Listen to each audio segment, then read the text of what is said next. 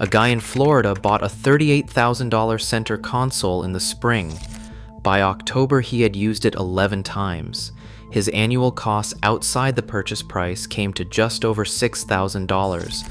Those costs included maintenance, insurance, slip fees, registration, and one unexpected fuel pump repair that the marine shop said was routine for that engine at that age. He sold it the following spring for $26,000. That is not an unusual story, it is the median story. And nobody at the dealership walked him through any of it before he signed. Here is exactly what happens between the day a boat feels perfect and the day you stop using it. The first thing that disappears is the novelty. This is documented behavior, not opinion. According to United States Coast Guard survey data collected across the National Recreational Boating Safety Survey, motorized boats are operated an average of 29 days per year across all owners. That is about 1 day every 12 to 13 days during peak season. For owners in cold climates with a 4 to 6 month boating window, that average shrinks further. The showroom version of ownership assumes maximum use. The reality is that boats require preparation to launch, effort to clean, and time to return to the dock, and most owners find those friction points accumulate into fewer trips than they planned. The gap between how often people imagine using a boat and how often they actually do is the first mechanism that turns the perfect feeling into a cost calculation. The second mechanism is depreciation, and it works faster on boats than most buyers expect. According to industry data, a new boat loses between 20% and 30% of its purchase value in the first year alone. A boat purchased for $50,000 in January can be worth $35,000 by December, regardless of how carefully it was maintained. Depreciation then continues at 5 to 10% annually through years 2 through 5 before leveling off. This is structurally different from real estate, which historically appreciates over time, and it is faster than standard automotive depreciation, which typically runs 15 to 20% in year 1. Most buyers treat a boat purchase as an asset. It is not. It is a depreciating expense with an operating cost layered on top of it. Understanding that distinction before the purchase changes every financial conversation that follows.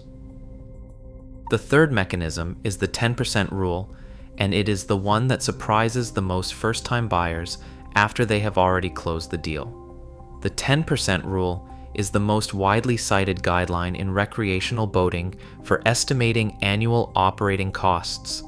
It says an owner should budget 10% of the boat's purchase price per year to cover the ongoing cost of keeping it functional. This is confirmed across financial resources, including industry publications and marine finance guidance. For a $50,000 boat, that is $5,000 per year in maintenance, repairs, insurance, and upkeep before a single fuel purchase or slip fee is counted. According to industry data, annual ownership costs for a new recreational boat average $5,000 to $8,000 per year for a standard mid-size powerboat, with dockage often representing the single largest ongoing cost after the initial purchase. These numbers do not appear on any sticker at the dealership. They appear in the owner's bank account starting the month after delivery. The fourth mechanism is storage cost, and it is the one that accumulates most visibly when the boat is not being used. Marina slip fees vary significantly by location, but in coastal markets, a 25-foot center console can cost $400 to over $1,000 per month for a covered wet slip. On an annual basis, that is between $4,800 and $12,000 in slip fees alone, on top of every other cost. Owners who choose dry storage or trailer storage instead of a wet slip reduce this cost significantly. But they add the friction of scheduling a launch every time they want to use the boat. Research on use frequency confirms this reduces how often people actually go out. There is no neutral storage option. Either you pay for convenience and watch the slip fees add up, or you pay in friction and watch the usage frequency drop. If you've made it this far, do me a favor and hit subscribe. The fifth mechanism is the engine. Marine engines operate in a more demanding environment than automotive engines in almost every respect.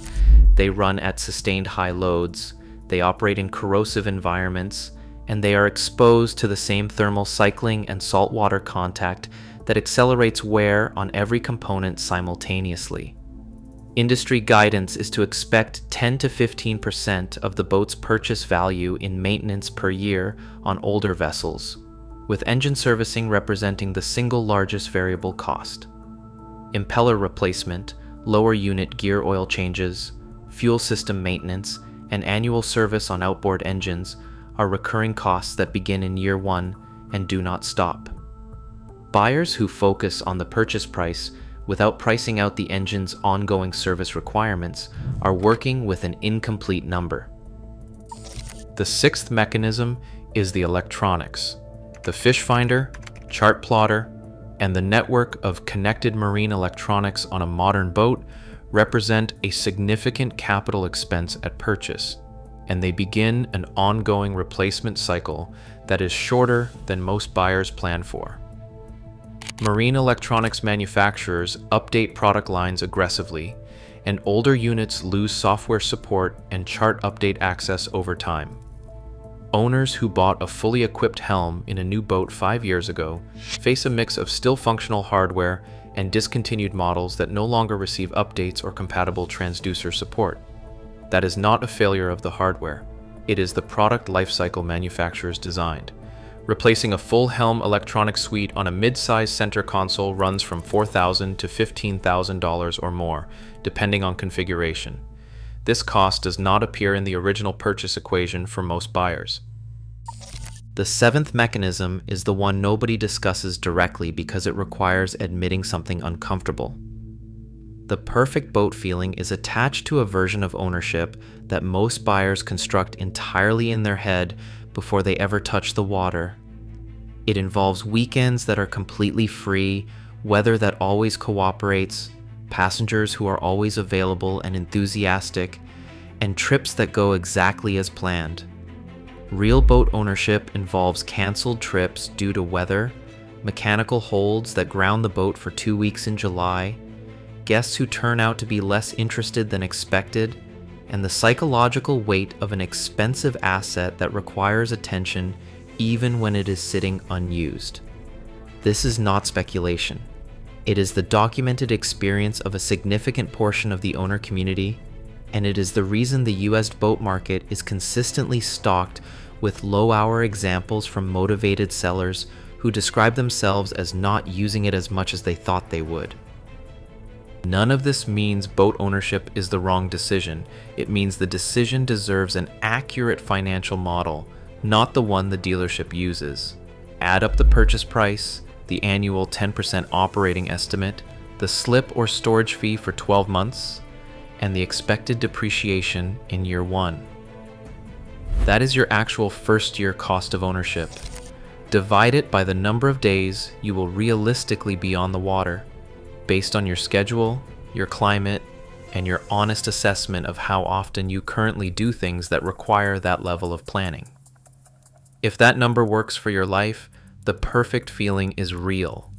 If it does not, the used market is full of boats from owners who ran the same math after the fact.